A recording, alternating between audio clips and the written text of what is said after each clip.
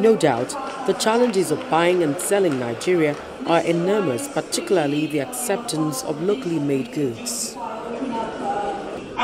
don't know if Nigerian can help us create same for NAFDAC and Standard Organization of Nigeria. So we will be able to sell our products. Some of us have ideas, just like Mr. Tony said. We have great products. The Vice President can testify. He has seen me before in the SME clinic. But when you go to superstores to sell, they keep telling you, without this number, we can't do anything for you. Okay. But with the SME, we move forward if they can help us with this. Thank you. What we've tried to do, and I'm sure that you understand this, is exactly that. NAFDAC and SON, and that's the reason why we take them to all of the various places where MSMEs meet. What we intend will happen, and we hope that in this next phase, as we appoint a new management to NAFDAC, we'll also be able to reform their processes and make their processes faster. Because we absolutely need to make those processes faster, and that will also take the cooperation of the MSMEs. I think that what NAFDAC would always say is that many of the MSMEs don't meet the requirements that easily.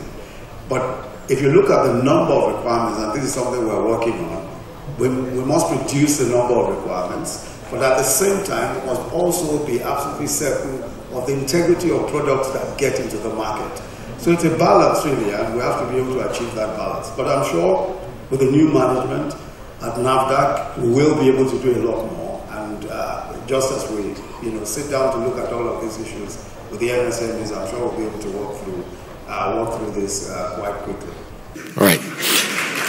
Thank you very much for your perspective. Currently, figures put Nigeria's population at about 170 million.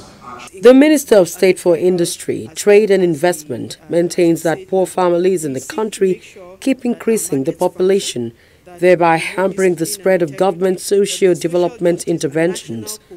But the government is working on the issue through the Economic Recovery Growth Plan.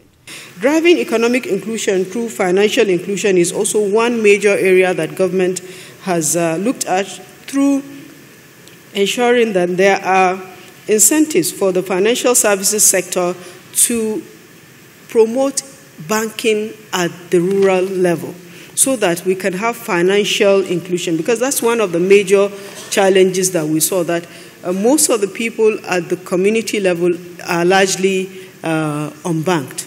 And the federal government also decided that to bring this inclusion to reality, that we needed to have a social investment program that is directly addressing some of these challenges. So that is why we have started implementing the National Social Investment Program that has as part of its components a job creation package that is meant to provide jobs for teeming youths. There is a package there for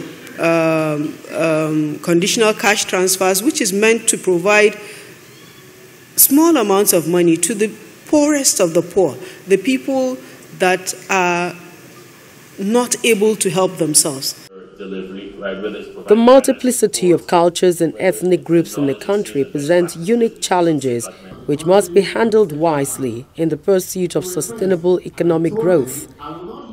Given recent tensions over what some describe as overt ethnic bias in public service appointments and long-delayed responses to certain corruption matters, Dr. Obi Ezekwesili, a former Minister of Education, maintains that a nation as Nigeria can only develop faster if there is an equitable distribution of opportunities on all sides.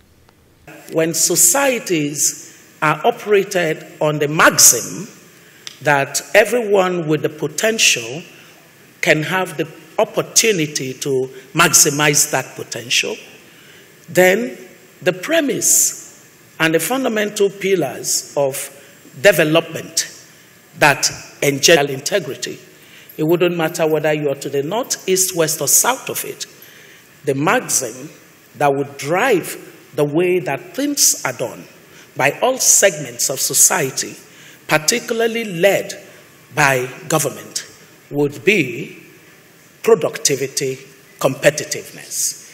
If these two drive the way that thoughts are generated, whether in government, in private sector, or amongst the citizens, what then happens is that you try to identify the factors that constrain productivity and competitiveness. Dr. Ezekwesili calls for an open conversation on policies, institutions building, investment, among others, and must revolve around every Nigerian life. Although we talk about growth and we think it's something complex, it's really about, if I removed the constraint that hinders a person from increasing, from improving, what would happen?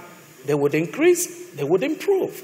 So for us, our greatest challenge has been that inability to organize our thought process in a way that we agree that these two factors of lack of productivity and competitiveness are the things we need to enter into our conversation from. So that takes us to, why haven't we been able to get to the point where we agreed this? And that's where the political economy, rather than the ethnocentric approach to it, would be useful. In most societies that have managed stability of economic growth, it's always been underpinned by a conversation that enabled people to have certain shared values and a shared vision. And in the shared values and shared vision emerged some sense of shared identity.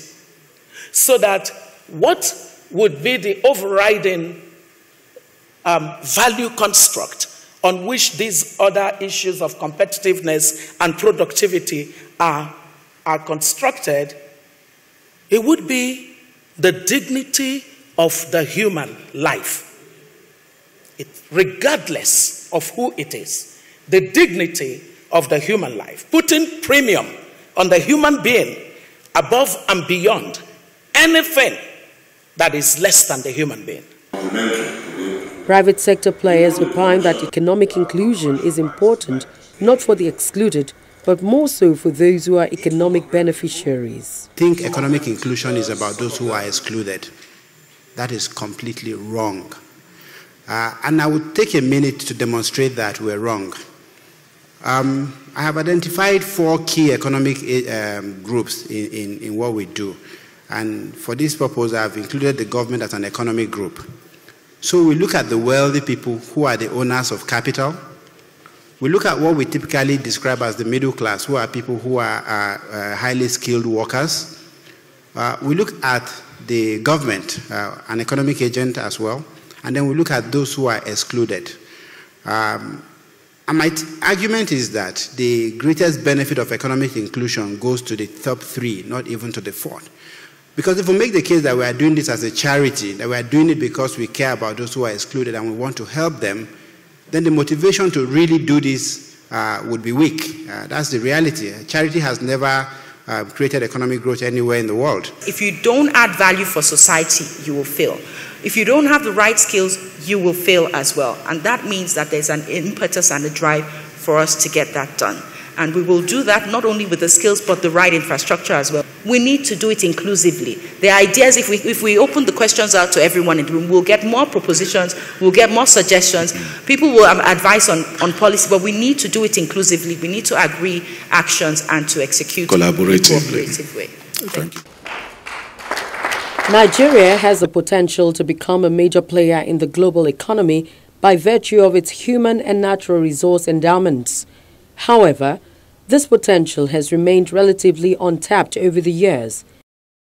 Perhaps the reason the Buhari administration launched the Economic Recovery and Growth Plan in April this year. The ERGP, according to the government, seeks to restore the nation's economic status. The administration has drawn out a plan to fix the economic challenges in the country. However, All eyes are on the prompt implementation. While the